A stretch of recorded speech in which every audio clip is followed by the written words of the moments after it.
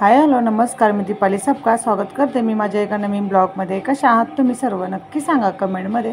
चला तर नवीन दिवसाची नवीन सुरुवात बघूया। आजचं रुटीन काय काय आहे आणि अखेर तो दिवस आलाच आमचा जम्मूला जायचा। आणि ह्या दिवशी ना खूप वाईट वाटतं सकाळपासूनच, पण काय करणार, जायला तर पाहिजे। आणि मी सकाळी ना 5 वाजता उठली होती, अंघोळ झाली, देवपूजा वगैरे झाली होती आणि आता इथं पुऱ्या चपात्या वगैरे न्यायच्या होत्या। थोड्या वेळानं सासूबाई पण आल्या मदतीसाठी, कारण म्हणजे सकाळ सकाळी लवकरच जायचं होतं आणि वेळ होई नये, त्यामुळे सासूबाई म्हटल्या थोडं मी तुला मदत करतो। त्यांनी मला ना पूर्ण चपात्या पुऱ्या वगैरे लाटून दिल्या आणि मी सगळं भाजून घेतलं। दोघींनी मिळून पटपट सगळा स्वयंपाक आवरला। आणि आज ना असं घरामध्ये वातावरण पण एकदम दुःखी असतं, कोण जास्त कुणाशी बोलत नाही, कारण सगळ्यांनाच वाईट वाटत असते। सासू सासरे तर आदल्या दिवशीपासूनच जास्त इमोशनल होतात, पण आता काय करणार, जायला तर पाहिजे, नोकरी आहे आणि कुठेही आता जॉब करा, गावी असतो कष्ट तरी करायलाच पाहिजे। तर आहे आता आपला लांब जॉब तर गेलंच पाहिजे, इथं राहून तर काय करणार, मुलांचं स्कूल वगैरे आहे तिकडं, तर जायलाच पाहिजे। चला आता इथं बघा पुऱ्या वगैरे झाला, लगेच मी भाकरी चपाती सगळं आवरून घेतलं होतं की जेणेकरून सासूबाईंना नंतर काय जास्त त्रास व्हायला नको, थोडंफार मी स्वयंपाक आवरूनच जाते म्हटलं।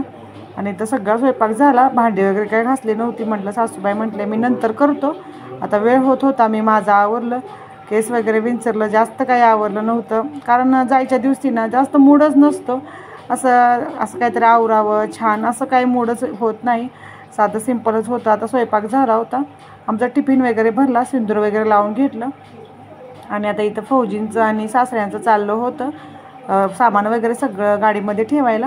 आणि ही तीच गाडी आहे फौजींच्या मित्राची, जी त्यांनी आता नवीन घेतली होती।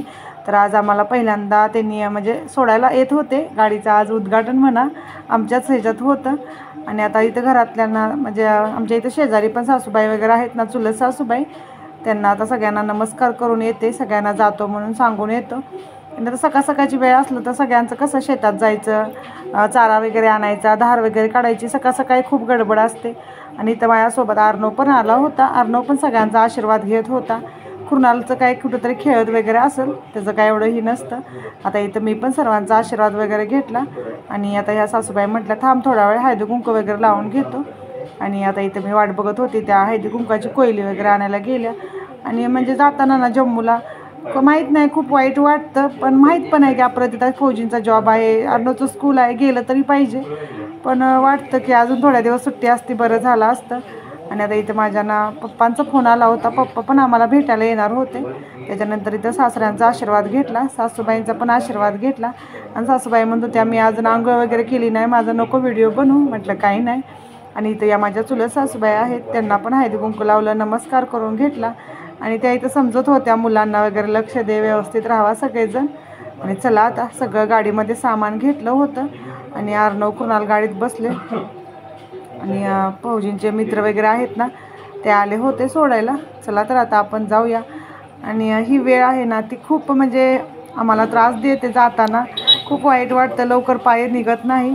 आणि त्या सासूबाईने आता सर्वांना साखर वगैरे दिलं, इथं बी सासूबाईंना सगळ्या गोष्टी समजून सांगत होतं, औषध वगैरे घ्या, आराम करा, जास्त धगधग करू नका, कारण आता माहीत आहे आम्ही गेलो की त्या लगेच धगधग करायला सुरुवात करतील, कारण आता मी होतो तर मी करत होतो, आता नाही म्हटलं त्यांना करायलाच पाहिजे, थोडं धगधग होणारच आहे।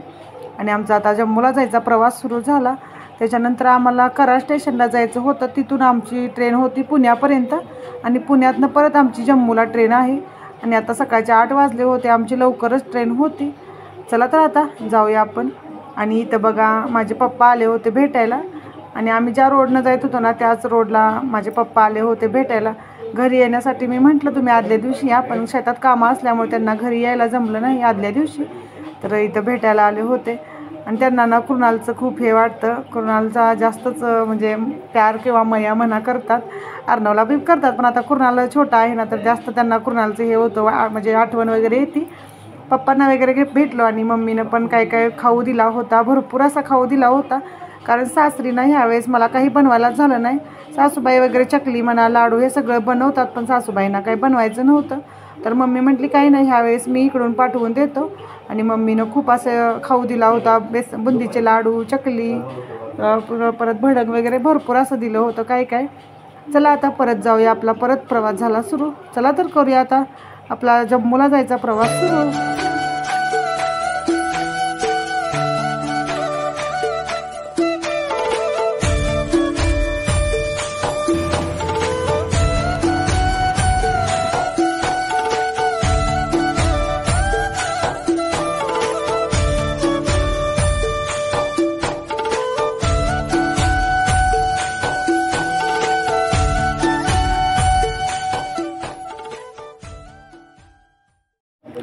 आणि अजून आम्ही कराड स्टेशनला पोचलो नाही तोपर्यंत अचानक ना कुणालची तब्येत खराब झाली. म्हणजे ना त्याच्या अंगाला माहीत नाही, सगळ्या अंगाला फोड वगैरे आले होते.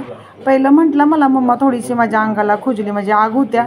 थोडंसं मी खांजळून बघितलं, नंतर हळूहळू पूर्ण त्याच्या अंगावरती रॅशेस झाले. फौजींना म्हटलं इथंच लगेच दाखवून घेऊया, ट्रेनमध्ये जास्त झाल्यावर काय करणार. तर त्यांनी औषध दिलं होतं, थोडं औषध पाजायला पण दिलं होतं आणि लावायला पण ट्यूब दिली होती.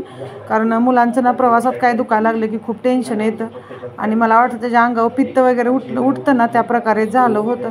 चला इथं औषध वगैरे आणली होती, त्याला आता औषध पाजतो. आणि आम्ही ना बरं झालं औषध वगैरे घेतलं, औषधानं लगेच कमी पण आलं. एकदा त्याला मी औषध पाजलं त्याच्यानंतर त्याचं ते सगळं लाल झालं ना पाठीला पोटाला, त्याच्यानंतर आरामात कमी झालं. आणि आता चला परत आमचा प्रवास सुरू.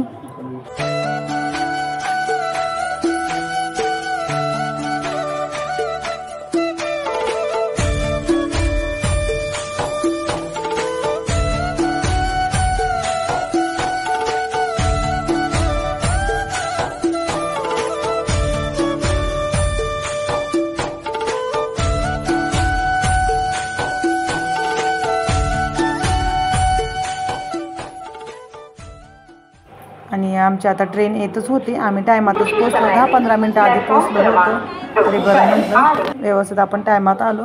चला तर आता आपण जाऊया ट्रेनमध्ये बसूया. आणि ही ट्रेन कोयना ट्रेन होती, ही पुण्यातून जाणार आहे. आम्हाला पुण्यातच उतरायचं आहे. त्याच्यानंतर आमची ट्रेन झेलम आहे. पुण्यातून आम्हाला झेलम पकडायची आहे 5:30ला संध्याकाळी. चला आता पटपट बसूया आणि नंतर बोलते मी.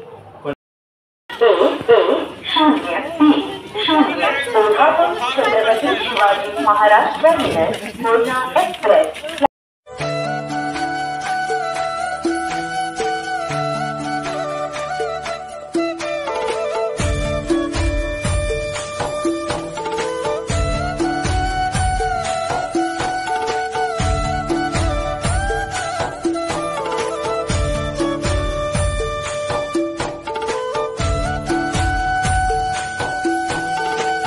आणि आता आम्ही ट्रेनमध्ये बसलो होतो. सगळं आपलं साहित्य होतं ना ते व्यवस्थित ट्रेनमध्ये बसलं, व्यवस्थित ठेवलं आपल्या सीटच्या खाली. चला आता आपण प्रवास सुरू झाला आहे कराडपासून पुण्यापर्यंत. आणि आता ना ट्रेनमध्ये बसल्यावर तर खूपच वाईट वाटतं, कारण घरामध्ये तर सगळे पुढं दिसत होते, सासूबाई सासरे सगळे दिसत आहेत, पण आता इथं कोण दिसत नाही ना, तर आणखीच वाईट वाटतं. आणि हे आता आपलं महाराष्ट्र सोडून जायचं म्हटलं तर आणखीच वाईट वाटते, पण काय करणार, जावं तर लागते. आणि हे आपलं गावाकडलं वातावरण म्हणा, गावाकडली शेती म्हणा, या सगळ्या गोष्टी ना खूप आठवतात. इथं नाही आठवत जास्त, पण जम्मूला जेव्हा जाईल ना तेव्हा खूपच आणखी वाईट वाटते. आणि आता आपली ट्रेन निघाली होती आणि ही ट्रेन ना जास्त स्टेशनवरती जाणार आहे, त्यामुळे हळूहळू जाणार. संध्याकाळी 4:30पर्यंत पोहोचेल आरामात. आम्हाला 5:30ला आमची दुसरी ट्रेन आहे. चला तर जाऊया आणि बघूया आता हा प्रवास कसा होतोय. चला आता आमचा प्रवास असंच होत राहणार आहे आणि त्याच्यानंतर झेलम ट्रेनमध्ये आम्ही बसेन. तर आजचा व्हिडिओ मी इथंच संपवते. आजचा व्हिडिओ कसा वाटला नक्की सांगा कमेंटमध्ये. व्हिडिओ आवडला तर छोट्याने खूप सगळं प्रेम करा, मोठ्याने खूप सगळा आशीर्वाद द्या. भेटूया अशाच उद्या नवीन ब्लॉगमध्ये. तुम्ही माझा व्हिडिओ शेवटपर्यंत पहिला धन्यवाद. Okay bye. जय महाराष्ट्र.